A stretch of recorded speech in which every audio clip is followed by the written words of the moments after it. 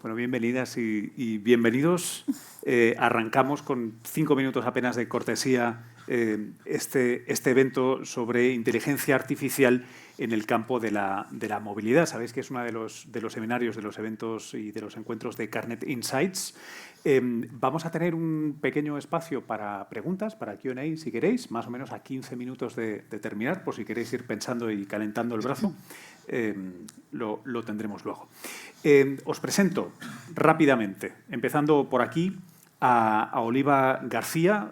Oliva García Canturros. Tú eres Chief Research y Development Officer en Nomon.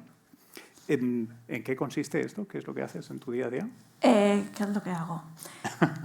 La versión tweet. Superviso el Departamento de Investigación y Desarrollo dentro de Nomon, básicamente. Ok. ¿Más? ¿Menos? ¿A qué se dedica Nomon? Vale.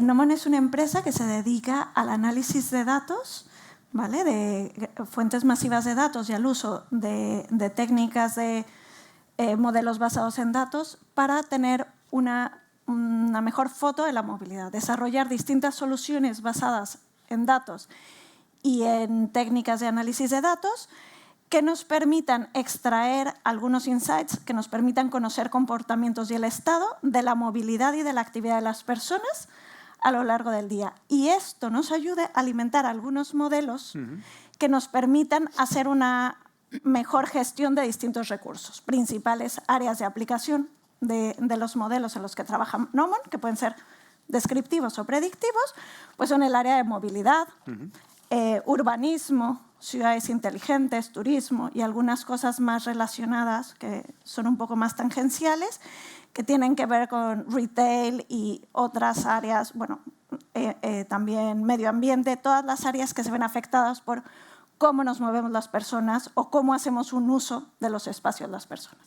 Estos datos, los sacamos de fuentes masivas de datos y fuentes que recogen datos de forma pasiva. Datos que vienen de tarjetas inteligentes de transporte o medios inteligentes de transporte, que se mezclan con datos a lo mejor provenientes de registros de telefonía móvil o de apps de móvil, todos estos registros que vamos dejando a lo largo de nuestra vida, ¿no? Nuestra huella digital. Nosotros hacemos un análisis para hacer para tener una mejor foto de este comportamiento a nivel global. No nos importan como los comportamientos independientes, sino en conjunto cómo esto está afectando la movilidad y el uso de las ciudades y cómo esto puede ayudar a hacer un mejor uso más eficiente, una gestión más eficiente de los servicios dentro de este conjunto de áreas. Qué bien, entonces, que te tenemos esta tarde aquí. Va a ser muy pertinente. Gracias, Oliva. Karina Gibert, directora del IDEA y de la UPC, del Intelligent Data Science and Artificial Intelligence, y además creo recordar en nuestra charla anterior que eras decana del Colegio de Ingeniería de Cataluña. También. Del Colegio de Ingeniería Informática de Cataluña. Sí, ahí está, perdón. Bueno, bienvenida. Muchas gracias. ¿A qué te dedicas tú? Bueno, pues yo básicamente soy catedrática investigadora de la Universidad Politécnica de Cataluña en temas de inteligencia artificial y ciencia de los datos. Y en este momento dirijo este centro de investigación, que es un centro enorme con más de 70 investigadores a tiempo completo especializados en las diferentes ramas de inteligencia artificial y que cubrimos prácticamente todas las especialidades en IA que tenemos en este momento, donde hay gente que trabaja en movilidad, pero también hay gente que trabaja en salud y en otros ámbitos, ¿no? Y entre todos estamos un poco también en esta idea de ciudades 5.0, donde todo se integra, ¿no? Para poder dar una mejor vida a las personas, incidiendo en todos los ámbitos, insisto, sea la movilidad también, pero servicios sociales, medio ambiente, calidad del aire, del agua, en fin, un poco de todo, ¿no? Y en paralelo me dedico a Yo particularmente soy especialista en extraer conocimiento estratégico a partir de datos en sistemas muy complejos, y esto nos sirve tanto para dar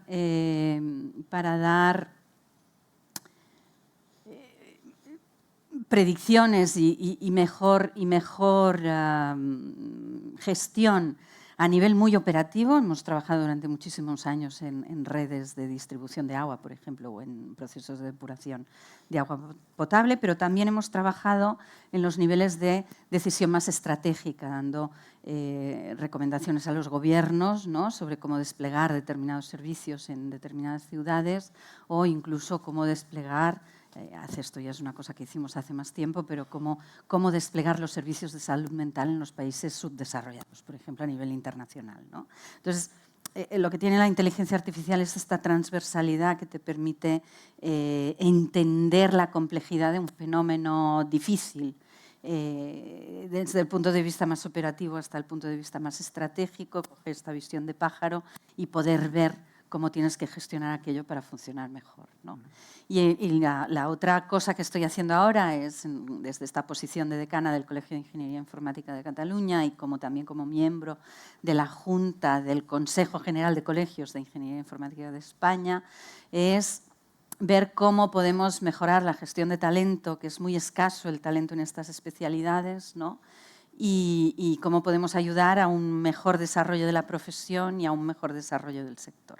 Entonces, otra cosa que hago y que yo creo que es relevante para lo que estamos hablando aquí, yo fui una de las expertas que ayudó a escribir la Estrategia Catalana de Inteligencia Artificial del Gobierno de Cataluña y ahora estamos en plena fase de desarrollo, de desplegamiento de esta estrategia, ¿no? Y entonces, entre otras muchas cosas, lo que hicimos fue crear un grado de inteligencia artificial en la Universidad Politécnica de Cataluña, que lleva ya el 2º año y vamos ya por la 3ª generación, como si dijéramos, y que esperamos que genere una parte de este talento que necesitamos todos, ¿no?, para poder hacer esta implantación de la inteligencia artificial más ética y más sana, como si dijéramos, en particular también en el ámbito de la movilidad. Gracias. Xavier. Yo Xavier, creo que me voy. ¿Te vas? No, alguien tiene que hacerme compañía a mí. Vale. No, está bien, está bien. Estás bien. Tú eres jefe de innovación en Autopistas, que es una compañía del grupo de Abertis, y eres jefe del proyecto Future Roadlab. Cuéntame, ¿de qué trata esto? Bueno, a ver, no, principalmente, aparte de llevar la innovación dentro de la Unidad de Negocio España, también llevo a nivel de grupo Abertis lo que llamamos el concepto de Future Roadlab, que es un poco cómo van a ser esas autopistas del futuro, ¿no? Llevamos muchos años trabajando en proyectos de movilidad conectada y autónoma y vemos que tenemos que ir a hacer un salto hacia la digitalización de las infraestructuras, ¿no? Entonces estamos haciendo diferentes labs a nivel grupo. Sobre todo aquí en Barcelona ahora tenemos un lab bastante interesante donde principalmente lo que estamos haciendo es cómo ese dato nos puede ayudar a hacer una predicción mucho más del tráfico, cómo detectar accidentes, predecir, pero no solamente la parte de tráfico, sino también la parte de polución y al final un poco pasar de sistemas más reactivos a sistemas más proactivos, ¿no? Y al final aquí el reto, yo no soy data science, es cómo la inteligencia artificial nos está ayudando al entrenamiento de todos estos modelos, ¿no? También estamos utilizando otras virtudes que nos ha llevado a la inteligencia artificial, por ejemplo, es el tema del video analytics, ¿no? Hoy somos capaces con cámaras que antes se utilizaban solamente para tráfico, para detectar accidentes, para detectar colas, para detectar vehículos, para detectar animales, para detectar cualquier tipo. Y esto nos está ayudando mucho en las redes neuronales, ¿no?, que estamos utilizando. Entonces, un poco el rol es este, ¿no? Hablamos todos de la digitalización, de las infraestructuras y tal. Hacemos muchos pilotos en proyectos europeos, pero un poco lo que hemos decidido desde el Grupo Abertis es empezar a trabajar en assets, pero a cliente final, ¿no? Y eso es un poco lo que estamos experimentando ahora en el grupo. Y eso es un poco lo que estoy liderando yo. Qué bien. Karina, quería empezar por preguntarte una cosa, porque claro, tú hablas de que llevas muchos años haciendo cosas. He perdido una petaca. No pasa nada. ¿Se me oye igualmente? Sí, vale, se oye. pues ya está, no pasa nada. Perdón a los compañeros de sonido. Tú llevas muchos años desarrollando muchos proyectos en este área y, sin embargo, es ahora cuando parece que, al menos los que estamos del lado de los medios, nos hemos enterado que existe esto y esto es lo más importante que hay. Supongo que hay un punto intermedio en el que es cierto que han sucedido cosas para que ahora tengamos este tipo de conversaciones y tal vez hace 10 años no fueran tan fáciles. ¿Qué ha pasado a nivel técnico, social, regulatorio para que nos importe tanto socialmente ahora? Es muy interesante esta pregunta que me haces, porque la mayor parte de la gente hoy en día se piensa que la inteligencia artificial es cosa de anteayer, ¿no? Y la inteligencia artificial nace en 1956 en una escuela de verano que monta McCarthy reunió a unos cuantos sabios, los encerró 2 meses en su campus con una pregunta que fue: ¿podemos especificar también las actividades que hacen los humanos que utilizan inteligencia como para conseguir que una máquina las ejecute? Entonces, la IA nace en 1956 con la vocación de construir máquinas que puedan imitar el comportamiento inteligente del humano, ¿vale?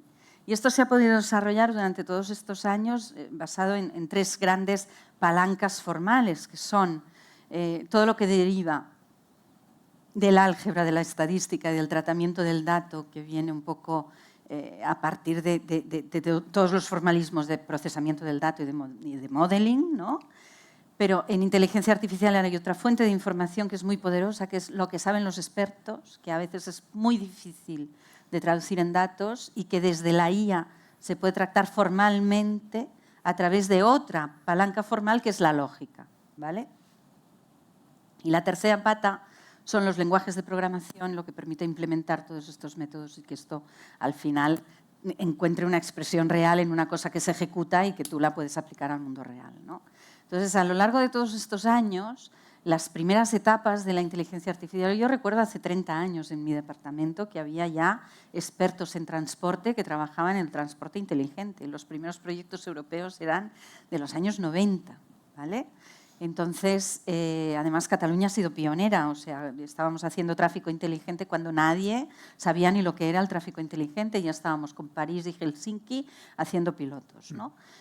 Entonces, las limitaciones técnicas que hemos tenido durante la primera etapa de todo este recorrido tienen que ver con que todos los problemas que resuelve la inteligencia artificial son problemas que tienen un espacio de soluciones posibles altamente combinatorio, enorme.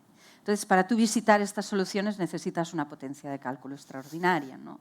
Entonces, con los años, lo que ha pasado es que se ha desarrollado la IoT, o sea, hemos empezado a poder poner sensores en sitios que nadie nunca se había imaginado y que cuentan con una precisión, cosas que antes no podíamos poner en los modelos de forma ordinaria, porque para ir a contar coches en un semáforo tenías que mandar a un señor allí a contar, ¿no? Ya pones una camarita, pones un sensor, pones un cable, cualquier cosa y te cuenta los coches. O sea, hay que, como esto, tantas otras cosas. Entonces, IoT ha sido un gran factor de desarrollo, como si dijéramos, ¿no?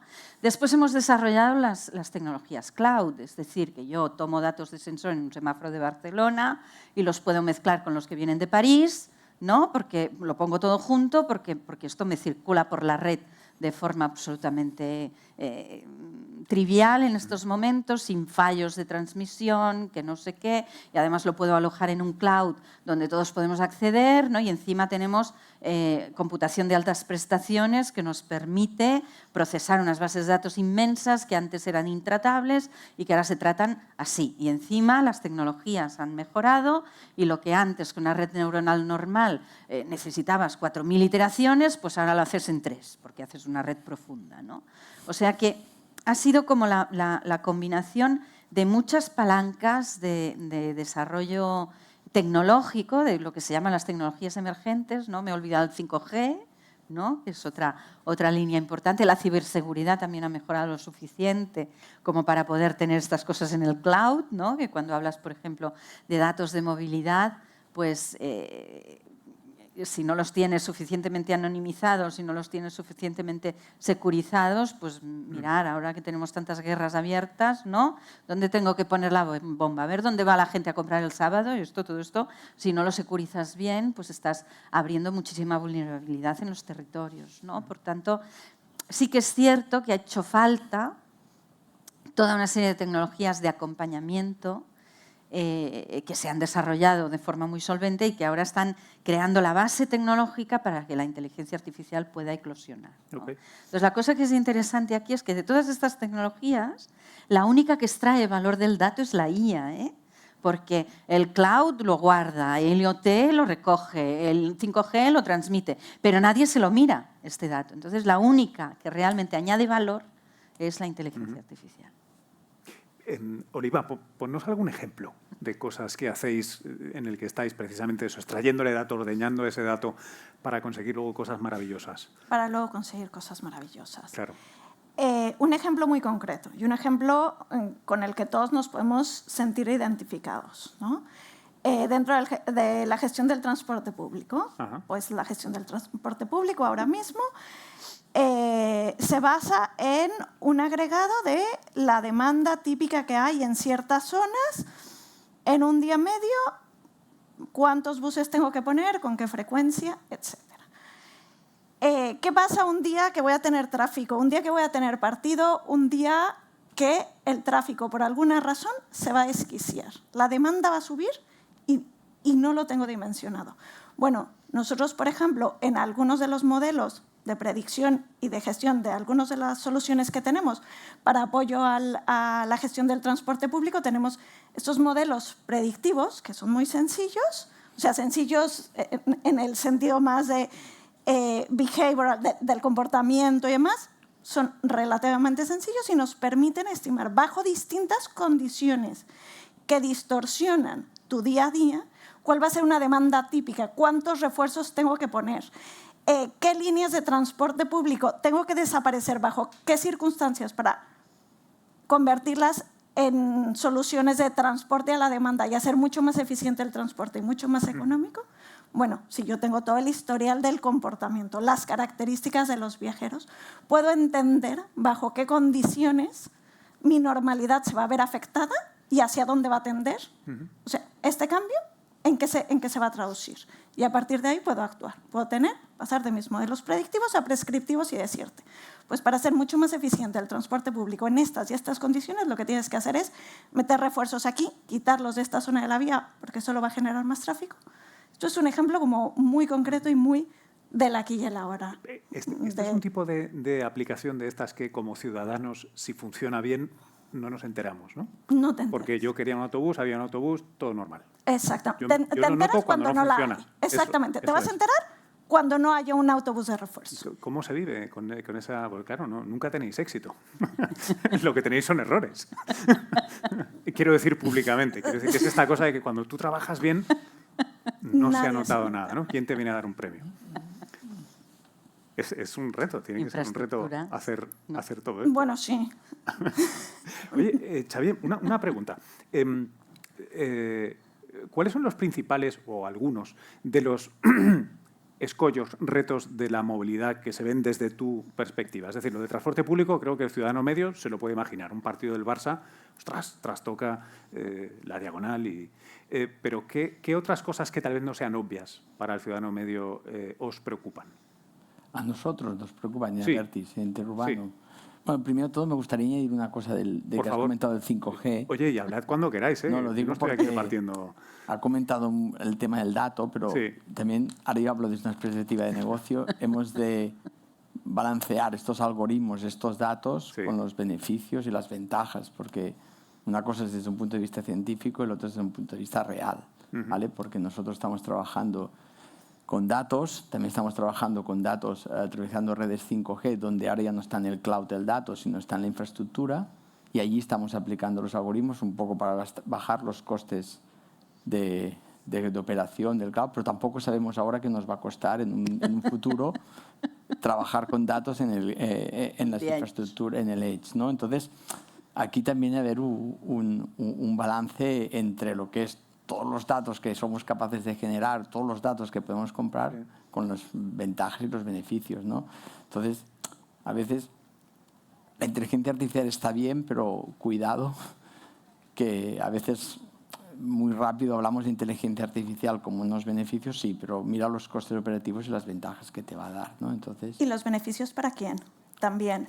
Porque, por ejemplo, claro. un ejemplo que me gustaría contar en un proyecto en el que estamos ayudando al metro de Singapur a diseñar los horarios del metro con una frecuencia dada. Vale, nosotros hacemos un algoritmo de machine learning precioso donde te hago una predicción de cuánta gente va a llegar, cuál es el load, qué tan cargados, qué tan llenos van a estar tus trenes, cuál es la frecuencia óptima para reducir el número de kilómetros y tal.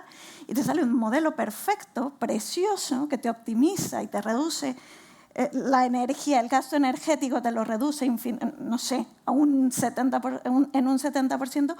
Y resulta que el accuracy o el modelo te deja fuera un porcentaje muy pequeño, pero ese porcentaje muy pequeño a lo mejor lo estás dejando 7 horas varado en la estación porque era un error mínimo descartable, ¿no? Entonces también una parte que no se discute mucho, que es súper importante cuando usas modelos de machine learning o de inteligencia artificial, es realmente estoy cumpliendo con el objetivo de mi cliente final, que a veces cuando trabajamos con modelos o con datos nos dejamos llevar por la belleza del dato, la belleza del modelo, es precioso, es preciso, claro, pero hay 3 o 4 víctimas colaterales que a lo mejor el cliente final, que es la ciudadanía, por ejemplo, cuando se está haciendo un servicio público, pues no es satisfactorio. O en otros casos tienes modelos perfectos que son poco interpretables, ¿no? Que ahora está de moda también el explainable AI. Sí. Y entonces yo no puedo interpretar estos modelos. Entonces tú entregas un modelo que es perfecto, que te da unas predicciones maravillosas con un error muy bajo, pero el cliente no puede entender sobre qué variables tiene que actuar o cuáles son los parámetros realmente que están dando lugar a la salida o a la predicción que tú estás teniendo. Y entonces, oye, yo lo que quiero saber es cuántos carriles más tengo que abrir, pero en este modelo de Machine Learning que me predice que voy a reducir los tiempos de viaje en X, no me está diciendo cuáles son las variables que están afectando, el número de carriles, el tipo de vehículo.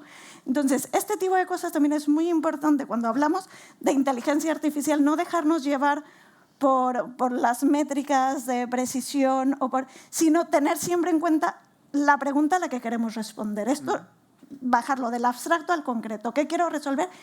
¿Y qué respuestas tiene que dar este modelo? A lo mejor a veces es mejor sacrificar precisión por explicabilidad, interpretabilidad dentro de los modelos. Entonces, eso es otro que creo que es un debate que se está abriendo mucho ahora dentro de... Muchísimo, pero no sé si le devolvemos la palabra. Sí, sí. Sí, no, y luego yo me das el turno para no, que... yo simplemente que lo que has comentado antes y uno de los retos, ¿no? Hablamos de las infraestructuras, antes eran pasivas, físicas, y nosotros nos teníamos que preocupar simplemente de que tuviera un buen estado la infraestructura. Hoy están conectadas, están electrificadas, están sensorizadas, y entonces, ¿para qué? Para tener datos y aplicar servicios a través de inteligencia artificial o de otros. ¿Cuál es el reto que tenemos ahora? La inversión. Es así. ¿Y cuál es el primer beneficiario? Pensemos que en el mundo mueren 1,3 millones de personas por accidentes cada año. Solamente en España el coste de accidentes representa 1,3 del Producto Interior Bruto. En otros países, estamos hablando de una barbaridad. El que pasa es que esto no es tangible. 1,3. 1,3 del PIB millones. Lo puedes mirar en Google y te saldrá. ¿Solo de circulación? Me lo he preparado, ¿eh?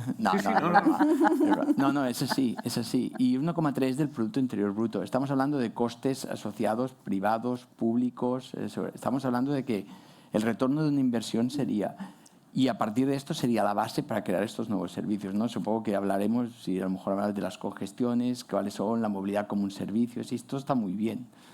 Pero para empezar a crear esta movilidad como un servicio, debemos de empezar a tener infraestructuras que nos permitan todos estos nuevos servicios, ¿no? Y yo creo que aquí está un poco el reto. Nosotros hemos hecho un estudio ahora a nivel europeo para digitalizar las infraestructuras. Claro, hay un balance entre el coste y el beneficio. El beneficio es el ciudadano. Pero ¿qué pasa? Que esto es difícil de comprarlo. Esto es muy difícil a corto. Entonces, para llegar a crear negocio, primero tenemos que invertir y los modelos van a tener que cambiar. Y eso es un poco el reto que nos encontramos, ¿no? ¿Qué va primero, la digitalización o los servicios? Entonces, primero digitalicemos y luego ofrecemos servicios, ¿no? Y sobre todo enfocados a reducir accidentes. Bueno, yo creo que hay un tema que es un objeto de debate muy crítico en este momento, que es el dilema Big Data, Right Data, ¿no? No siempre necesitas Big Data, no siempre cuando has recogido el Big Data y te lo has mirado lo tienes que guardar, ¿no? Entonces yo creo que este necesariamente tiene que ser un debate que vamos a tener que abrir en los próximos años, meses o lustros, ¿no? Porque verdaderamente, si nosotros no reservamos el Big Data para aquellos casos donde es absolutamente imprescindible, estamos gastando una cantidad de energía en cosas que se pueden resolver de otra manera sin hacer este dispendio energético, ¿no? Y todo esto tiene consecuencias para la sostenibilidad planetaria al final. O sea que efectivamente, tal como tú dices, la IA tampoco debería ser el telón de Aquiles que utilizo para cualquier cosa. O sea, uno se tendría que preguntar cada vez que empieza a hacerse preguntas que quiere responderse si realmente necesita inteligencia artificial de Big Data para resolver ese problema o no, porque la IA no es Big Data.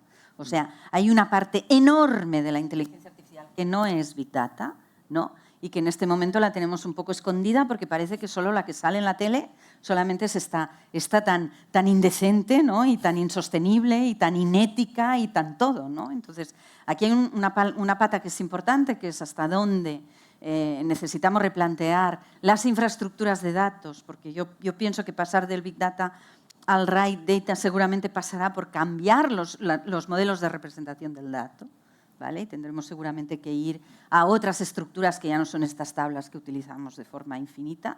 ¿Qué quieres decir, Karina? ¿Me lo puedes Es que nosotros ahora estamos, o sea, te lo digo fácil en el reloj, ¿no? A ti te está midiendo tu reloj tu presión Sí. arterial Pulso, presión. cada 5 segundos o cada 10 segundos. Venga al cloud, venga al cloud, venga al cloud, ¿no? Y tú tienes 4.000 medidas al día que dicen presión normal.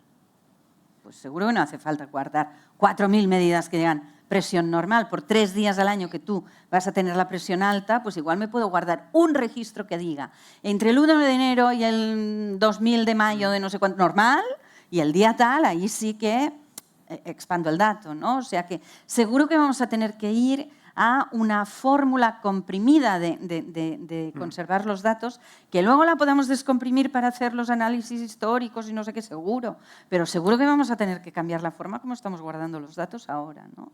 Entonces, la otra cosa que me parece importante, que la comentabas tú, es el rol que le estamos dando a esta inteligencia artificial, ¿no? O sea, nosotros ahora tenemos técnicas muy dispendiosas que dan predicciones muy buenas, pero que no son justificables. Entonces, ¿cómo vas a hacer apoyo a la toma de decisiones con una IA que no es explicable? Esto no es de extrañar que la explainability se ha convertido en una de las ramas de investigación de la inteligencia artificial de más preponderancia actualmente, porque es la barrera que hace que la IA pueda realmente dar soporte a la decisión. Yo, para abrir un semáforo, no necesito una IA explicable, ¿no? O sea, en los primeros controles de tráfico, la inteligencia artificial abría y cerraba semáforos, ahora verde, ahora azul, ahora no sé qué. Pues esto lo controlas con sensores y con controladores y nos da igual si nos lo explica o no nos lo explica la IA. Pero claro, si quiero cerrar el carril Bao, aquí o puedo explicar por qué,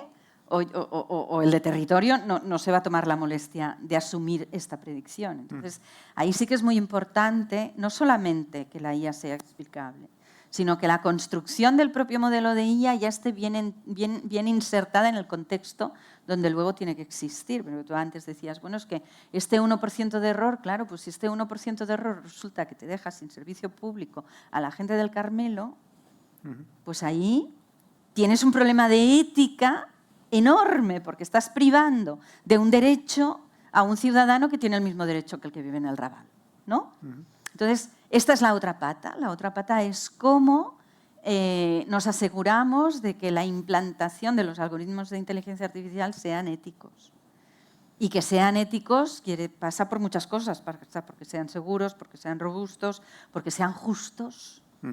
Y esto incluye no discriminar a un 1% de la población solo porque es una minoría, ¿no? Claro. Entonces, todo esto, ahora Europa está jugando un papel muy pionero en todo el tema del liderazgo mundial, en todo el tema de la ética, ¿no? Ha sido el primer territorio que ha dicho, bueno, yo estas IAs que tienen sesgos, que sin querer incrementan la brecha digital, que sin querer incrementan las desigualdades sociales. A ver, ¿no? Y estamos ahora asesorando a gobiernos, muchos de nosotros, europeos y españoles, y de donde se nos ponen a tiro, para ver cómo la inteligencia artificial se tiene que implantar con el cuidado necesario para que no incremente las desigualdades sociales, ¿no?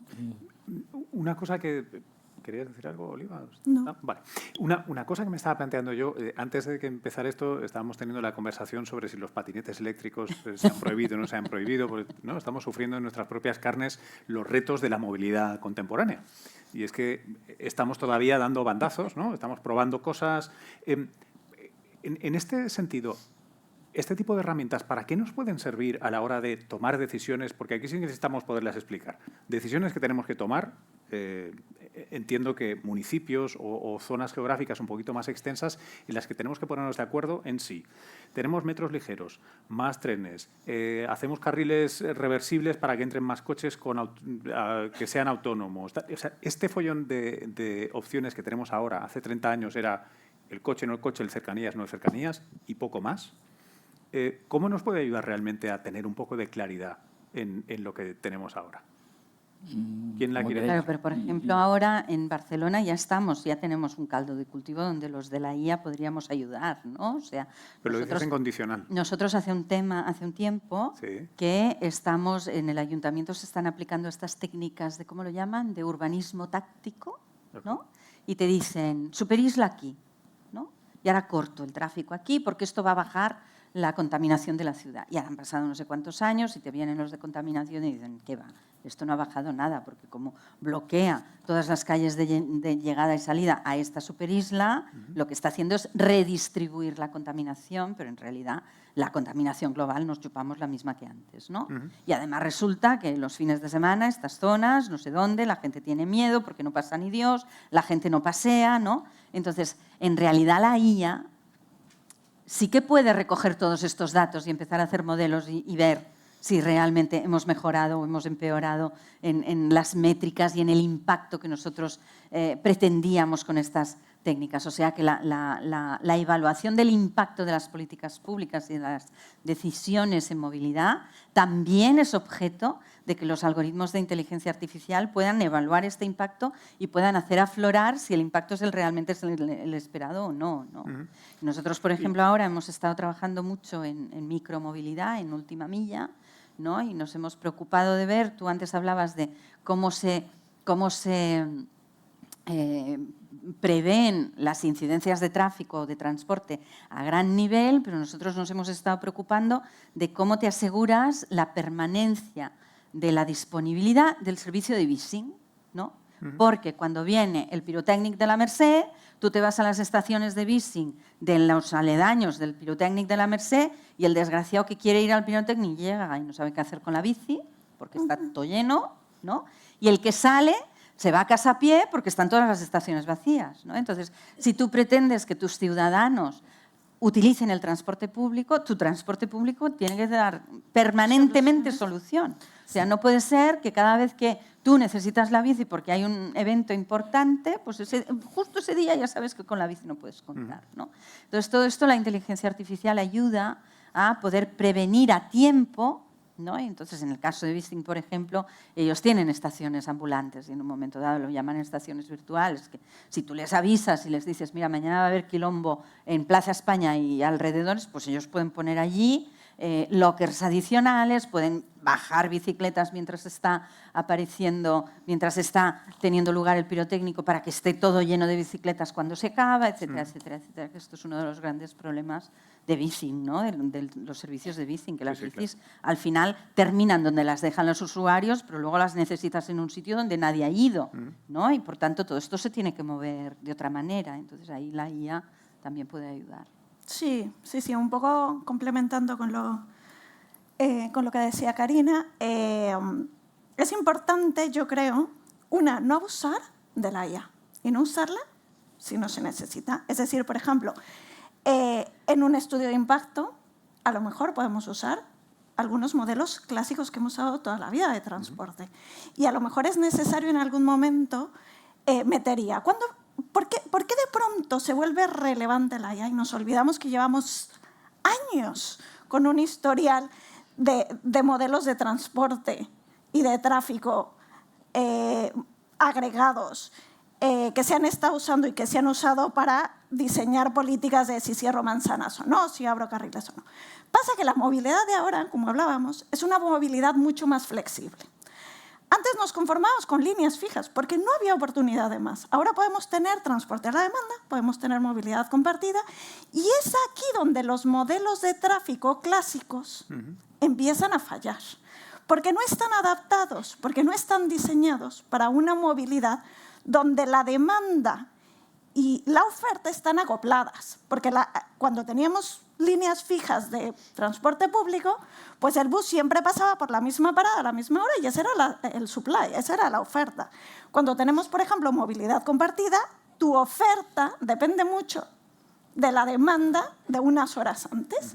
Entonces, cuando tenemos una mayor flexibilidad, los modelos estos con los que veníamos trabajando se vuelven a lo mejor un poco obsoletos o un poco demasiado pesados para cambiar tan rápido. Entonces, en ese sentido es importante no olvidarnos de ellos, pero ver cuándo los necesitamos. Y yo creo que es muy importante saber cuándo mezclarlos y cómo utilizarlos. Entonces, por ejemplo, en el ejemplo que daba Karina, otra aplicación que preguntabas tú con lo de los patinetes, deberíamos de poner patinetes, ¿qué pasa si permitimos los patinetes o abrimos una nueva estación de movilidad compartida? Bueno, aquí podemos hablar de distintos niveles temporales, ¿no? A nivel estratégico, los modelos de inteligencia artificial nos pueden servir para... Yo aprendo en esta zona que se ha abierto un modelo de movilidad compartida, ¿cuál ha sido la demanda? ¿Cómo se ha transformado el tráfico? Vale, voy y en función de las características de esta zona, que es alguno de los modelos en los que hemos trabajado también con Bising y con Tier en Helsinki, bueno, con otros sistemas de movilidad compartida, lo que hacíamos es, yo aprendo aquí en función de la demanda y del espacio público y de la oferta que hay, todo, el land use, el uso de suelo dominante en esas zonas, aprendo cómo ha cambiado la movilidad a partir de que abro el servicio. Y lo proyecto a qué pasa si abro este servicio en otra zona. Vale, ahí estoy usando inteligencia artificial para decirme qué demanda puedo esperar, cómo van a cambiar los patrones de movilidad. Y luego hago uso de los transportes clásicos de transporte para ver esta movilidad que está absorbiendo, que absorbería la movilidad compartida, si lo abro ahí, ¿de dónde viene? Porque yo le quiero robar viajes al coche privado, pues no le quiero robar viajes a modos más activos, al caminar o a la bicicleta o a transporte público masivo que puede ser más sostenible. Entonces es importante saber cómo combinar estos dos modelos y cuándo uno es necesario. Entonces este es un ejemplo, por ejemplo, donde la IA podría resolvernos este problema de qué pasaría si dejo de permitir el transporte público, el patinete, lo que discutíamos, que se transporte el patinete en el transporte público. ¿Qué puedo esperar? ¿Cuántos viajes se van a dejar de hacer? Y luego voy a los modelos clásicos y digo, ¿y estos viajes ahora cómo se van a hacer? ¿Los va a sustituir el transporte privado o los va a sustituir un modo más activo, ¿no? Entonces aquí es la importancia de no casarnos con una metodología, ¿no? No casarnos porque es flashy y es de moda y es el Big Data. No, de hecho yo... No, simplemente yo no soy tan... Yo además comentar que todas las previsiones hablan que el 60% de la población vivirá de aquí a 2030 en zonas urbanas. Hoy en día la vida... Pasamos unos 7 años de nuestra vida en un vehículo, en transporte. La vida útil de un coche es un 5%. Y todos los modelos dicen que van a incrementar el número de vehículos privados. No van a reducirse a día de hoy las expectativas. Entonces, yo creo que el IA nos tiene que servir para tomar decisiones en un futuro. Es decir, hoy en día el gran problema sabemos que la movilidad interna dentro de las ciudades puede ser esa micromovilidad, más sostenible, más verde. Sabemos que las largas distancias a día de hoy tenemos, pero ¿qué pasa con por ejemplo, en Barcelona cada día entran 500.000 de vehículos, ¿vale? Y esto el IA lo único que te está diciendo es que está colapsado. No te va a decir nada más. No hace falta explicar IA. No hace falta. No hace falta decir un IA para decir que el túnel de Vallvidrera a las 8 de la mañana está cerrado. Yo no pongo ni el Google. Yo rezo de llegar a 1 hora. Yo tardo 1 hora en llegar desde Vallés a Barcelona, porque yo voy con coche privado. No, voy con coche privado porque llevaba patinete, pero me lo han sacado. Me han dicho que no me dejan llevarlo en el transporte público. Pero a lo mejor la IA te decía que pero prohibía... hemos de tomar decisiones. Es decir, si la movilidad va a pasar por más para la demanda y para la compartida, hoy en día, y perdona que sea claro, pero o pones restricciones a la gente o te sigue más barato hoy en día seguir con tu coche privado, ¿qué me pones? Una etiqueta, si puedes te compras un vehículo eléctrico o semieléctrico, encima no pagas para aparcar. Esto no nos facilita, no nos pone barreras. ¿Qué pasa? La mayoría, y eso es un estudio a nivel mundial, la mayoría de empresas de movilidad en ciudades no son rentables. ¿Por qué? Porque es más barato salir con el coche privado. Entonces, el momento que se genere esa demanda, que la gente somos resilientes. Hostia, yo voy solo en el coche. Si mañana me ponen un peaje, perdonad el peaje, no que sea de Abertis, voy a llamar. Aquí la ha colado, ya. No, yo voy a llamar. Hostia, tú vives aquí, ¿por qué no vamos juntos? Pero es que además las empresas van a decir, aquí hay una necesidad. Voy a crear una movilidad compartida, voy a crear. Hasta que yo pienso que no se haga esto, lo veo difícil que de momento, sí, está muy bien lo que habéis comentado, al contrario, no voy a negar la mayor, pero o se toman decisiones... Pero yo te voy a añadir un elemento más que tú dices, es que ir en coche es más barato. A veces no es más barato, es más rápido. Es más a veces flexible es más rápido. también. Conveniente, ¿no? Claro, Igual. no, Es es más más fácil, se rápido. adapta. Fijaros dónde trabajo yo. Yo trabajo en el Campus Nord de la Politécnica. Es que allí no puedo pillar ni taxi cuando digo, me dejo el coche en casa, ¿no? Y ya ir en taxi, porque tengo que ir de un sitio a otro, que los metros son muchos cambios y no sé qué. Bueno, pues voy en taxi. Pues es que no, porque allí ni pasan los taxis. Entonces, realmente para que la gente cambie su manera de moverse, tú tienes que crear una infraestructura de tráfico pública o de transporte público que realmente cubra las necesidades de la excepción. Porque es a ese 1% de personas que no les estás resolviendo el problema de movilidad los que acaban sin utilizar el transporte público, ¿no? Pero entonces, no, porque lo que ser yo público sí, también puede bueno, ser... lo que sea, pero quiero decirte que son estos marginales de gente que no se comportan como la mayoría, los que luego se tienen que poner el coche debajo del culo para ir a los sitios, porque si no, con el coche haces 5 cosas al día, sin el coche, desde como te estás moviendo, tú haces una y no te puedes permitir hacer solo una porque necesitas hacer las 5. Entonces ahí es donde yo creo que tenemos el gran reto cuando hablamos de movilidad urbana, ¿no? Y por descontado que... encontrar este espacio donde la IA realmente está añadiendo valor y no utilizarla donde no está añadiendo valor, esto es fundamental. De hecho, nosotros ya sabemos que la IA solo añade valor cuando tienes estos espacios de soluciones posibles tan combinatorios con comportamientos que no responden a las hipótesis de los modelos clásicos. Entonces, realmente la IA lo que te da es una capacidad de modelar la complejidad que las tecnologías clásicas todavía no han llegado a poder modelar. Y entonces ahora, como nosotros intentamos modelar cosas tan difíciles, que es cómo se va a mover un señor que ahora va en patinete, ahora va en metro, ahora va no sé qué. Antes modelábamos el tráfico, o sea, los coches en los semáforos, y lo que queríamos era evitar atascos, ¿no? Esto, bueno, pues uno se pone y saca las fórmulas y tiene un modelo de programación matemática maravilloso de procesos estocásticos o de optimización y pues lo resuelve, ¿no? Pero es que ahora lo que queremos o lo que nos estamos cuestionando son modelos de todo el comportamiento del transporte en la ciudad o de todo el comportamiento de la movilidad en la ciudad. De la movilidad. De la movilidad. Lo importante ahí no es tanto el transporte como exactamente la movilidad. Y entenderlo como un conjunto. Dejar de pensar en viajes unimodales, empezar a pensar en multimodalidad. Claro, cuando estás intentando abordar la complejidad en toda su extensión, las técnicas clásicas se quedan todas cortas, porque la estadística avanzada, que sin normalidad, que sin dependencia, pues esto se viola todo. Los métodos de optimización clásicos, ¿no? Pues que si las holguras enteras, todo no funciona. Entonces, cuando tú tienes que los métodos clásicos, por muy potentes que son, ya no llegan a tanta complejidad, es donde la IA puede desbrozar, ¿no? Y efectivamente yo estoy de acuerdo contigo en que tú la puedes usar en una fase para entender lo que está pasando. Cuando ya lo has entendido ya puedes ir a buscar el subproblema que responde a una estructura donde tú ya tienes un método clásico que te lo resuelve igual de forma exacta, igual sin error, ¿no? Entonces yo creo que sí que la IA tiene que jugar este papel de desvelar la complejidad y empezar a permitir atacar el problema a trozos donde realmente tenemos tecnologías exactas que igual ya no necesitan ni Big Data, a lo mejor. Es que yo ahí quería entrar con el Big Data, porque ya Abertis tuvo su oportunidad de meterse un gol, pero ahora me toca a mí. Es que el Big Data lo necesitamos. Bueno, el en Big algunos Data casos lo necesitamos porque cuando haga estamos falta, intentando claro. modelizar estos comportamientos que son tan puntuales, cuando tú te vas a encuestas o a observaciones muy clásicas, no llegas a la variedad de comportamientos que necesita la IA capturar.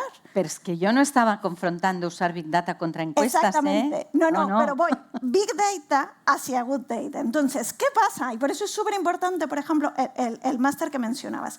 Hasta ahora éramos bastante iletrados en el tema de los datos. Los datos nos han venido y de pronto nos encontramos 1 millón de datos maravillosos, súper ricos y no sabemos ni qué hacer con ellos. ¿Y qué pasa? Que resulta que cuando empezamos a implementar soluciones que recogen datos, nunca pensamos en el gran potencial que tenían estos datos. Entonces, las tarjetas de transporte inteligente recogen unos datos que podrían ser maravillosos, pero no te sirven para nada por tal y como los guardan. Y los coches autónomos están generando unos sensores y una cantidad de datos que podrían ser riquísimos si nos escucharan cómo guardarlos y qué datos guardarlos. Entonces, ¿qué pasa? Entonces, estos datos, para que sean útiles y para que sea good data, lo que necesitamos es que desde el principio, desde que se empiezan a implementar soluciones que van a recoger datos, que puedan tener una segunda derivada, ahí tenemos que estar los modeladores de transporte, los data scientists, todos diciendo, el dato se tiene que recoger de esta manera, se tiene que guardar así. Las preguntas que respondes son estas, con lo cual no necesitas una granularidad espacial de femtosegundos. Con que lo recojas cada hora para este indicador, pero para esta lo necesito cada 2 minutos. Para eso se necesita hacer una reflexión sobre estandarización de datos, sobre compartición de datos, que ya lo discutimos anteriormente, que es un tema doloroso para todos, sobre regulación del dato. Claro, ahí va a ir, Oliva. ¿Dónde está el incentivo? Quiero decir, desde el punto de vista de la científica de datos, entiendo que sería hiperdeseable. Es maravilloso lo que podrías llegar a hacer si esos datos estuvieran adecuadamente recogidos, guardados y provistos. Pero ¿cuál es el incentivo? Lo digo por hacer una analogía rápida. Antes hablábamos de desastre o no con los patinetes. Eso tiene una explicación política. No tiene que ver con las baterías de litio que explotan y no tiene que ver con la IA, no lo soluciona. Yo no quiero que una batería explote cuando yo soy alcalde. ¿Vale? Y eso no sé si lo puedes modelizar o no, pero te aseguro que mata el proceso. O sea, no va a pasar. Pasa lo mismo con los peajes. Y ahí está. Entonces, hay cosas que son de cariz absolutamente político. Y esto que dices tú requiere de una voluntad política y de un multiactor que me parece tremendísimo. Bueno, pero ¿Esto se puede hacer? Yo pienso que estamos ya en línea, ¿eh? O sea, la semana pasada hemos tenido el Smart City Expo World Congress, que es el evento más importante del mundo en ciudades inteligentes, donde estaban 800 ciudades representadas de todo el mundo que se están planteando estas cosas. Barcelona ha sido una de las ciudades pioneras en el concepto de Smart City y de alguna manera ha habido, bueno, todo tiene épocas, pero sí que hay el mecanismo para empezar a pensar cómo concebimos la ciudad inteligente como un todo y cómo ponemos de acuerdo a todos los actores que tienen que establecer estos servicios inteligentes, porque aquí hablamos de movilidad, pero cuando hablamos de servicios inteligentes, la gestión de las ambulancias tiene que ver con la ambulancia, pero con la salud, ¿no? Cómo gestionas la salud también es un tema de ciudad inteligente. Cómo gestionas la calidad del aire y los residuos es un tema de ciudad inteligente. Entonces,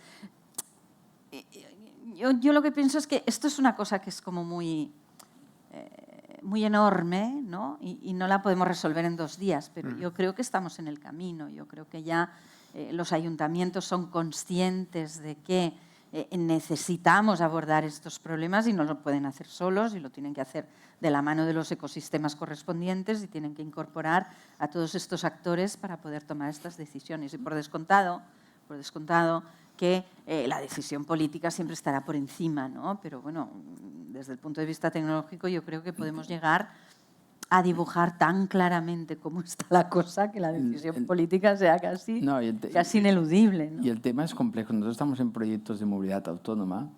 Ahora, la semana pasada estuvimos en AP7 con lo que es el remote driving, coger un vehículo autónomo que pierde sus funcionalidades y coges el control remoto, ¿no?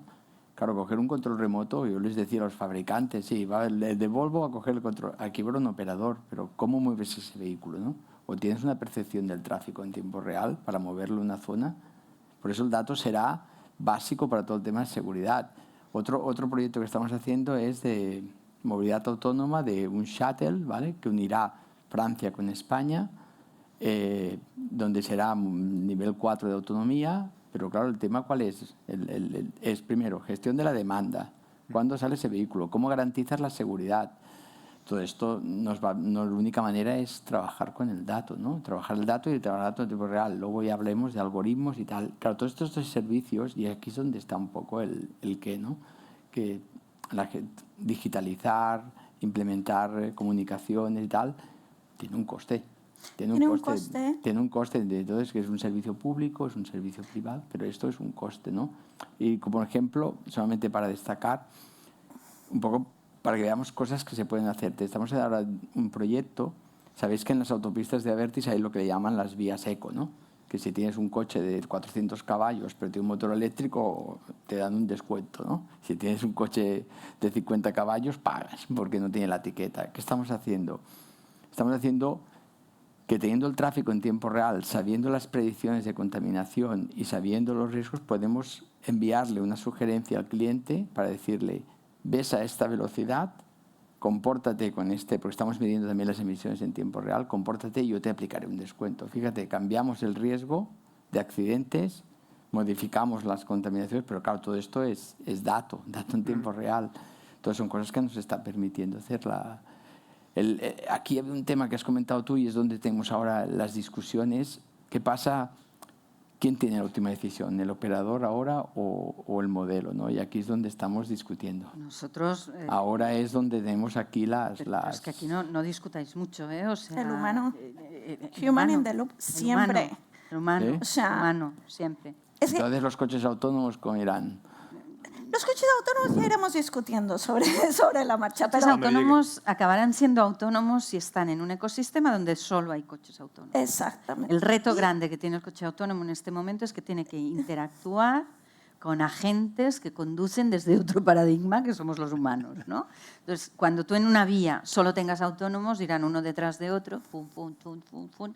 No habrá riesgo de accidente, no habrá problemas éticos de si freno, no freno, hago, no sé qué, porque estarán todos siguiendo el mismo paradigma de decisiones y, por tanto, ya serán todos consistentes entre sí. El problema que tienen ahora los coches autónomos es que se tienen que insertar en un ecosistema aleatorio donde si tienes que interactuar con un conductor pakistaní que está en Barcelona pero que conduce a la pakistaní y con otro que conduce a la catalana, aquello no hay por dónde pillarlo.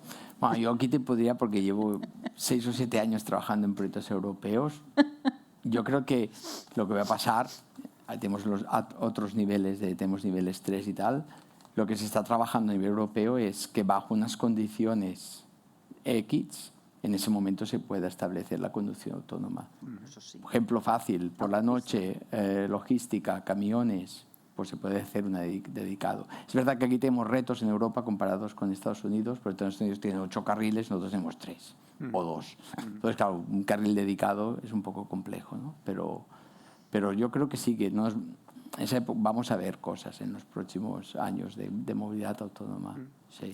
Sí, a ver, en cuanto a quién toma la decisión, yo a quién le hacemos caso.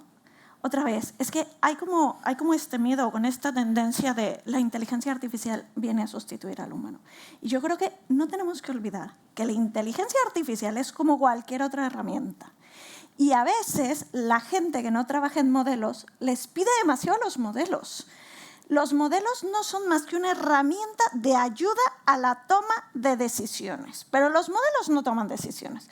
Es que el coche autónomo, además, va a tomar la decisión que el humano le entrenó a tomar. Pero siempre tienes detrás... O sea, no tenemos que olvidar, según para qué aplicaciones y para qué problemas, cuál es la responsabilidad y en dónde acaba la tarea del modelo.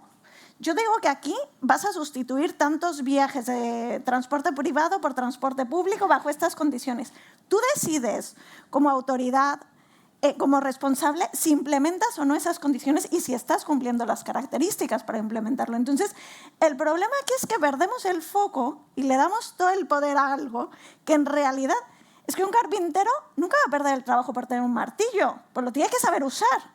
Y ahí tenemos que ser bien conscientes de cuáles son las funciones del martillo y cómo se usa para que no sea útil. Y es exactamente lo mismo con la inteligencia artificial. Sí, pero cuando tú vas a 120 por hora, ahora detectas un animal y el algoritmo te dice, envía a los clientes que están a 1 kilómetro que hay un animal, cuidado, vas a esperarte que reaccione. Hay casos de modelos de Estados Unidos que lo que hacen es que según el nivel de mejora ya el sistema se automatiza. Entonces aquí, bueno, en algunos casos de uso que ahora está muy... sí, y en otros no lo tengo tan claro. Nosotros en la reestructuración del área de investigación de la inteligencia artificial que hace AI Watch en 2020, que recompone un poco las áreas de especialización de la IA, en el ámbito de lo que se llaman los sistemas integrados, que están todos los sistemas de multiagente y todas estas cosas, y los servicios de IA, aparece un área nueva, aislada, que tiene entidad propia, que se llama vehículo autónomo. Y no es porque sí, es porque las implicaciones éticas de cómo se despliega todo esto son enormes, y de la misma manera que aparece esta área, aparece una nueva que es la ética de la inteligencia artificial, ¿no? Y ya te digo yo que el modelo ético de la inteligencia artificial europeo, que ya se publica en 2018, es la base de la regulación europea de ella, en su primer punto pone Human Agency and Human Oversight. Entonces, ¿qué excepciones se van a hacer con los vehículos autónomos? Habrá que verlo. Pero en cualquier caso será un tratamiento excepcional, porque el primer eje de recomendaciones éticas es no vamos a dejar a las IA sueltas por el mundo haciendo cosas que se equivocan, pero y además a veces no se equivocan, pero se han entrenado con falta de contexto, ¿no? Y pongo un ejemplo muy rápido. Tú entrenas una IA para analizar tomografías y la IA es capaz de ver tumores donde no los ve nadie, ¿no? Y no se equivoca. Entonces, tú ves tumor, tratamiento para el cáncer. Bueno, te viene la señora a la consulta a buscar sus resultados y tu médico te das cuenta que está embarazada y lo que está diciendo aquella IA lo tienes que modificar. Y la IA no se ha equivocado, pues que la IA mira tomografías, no mira el contexto, ¿no? Entonces, seguro que en vehículo autónomo harán excepciones, pero el paradigma es la IA sola no puede ir por el mundo.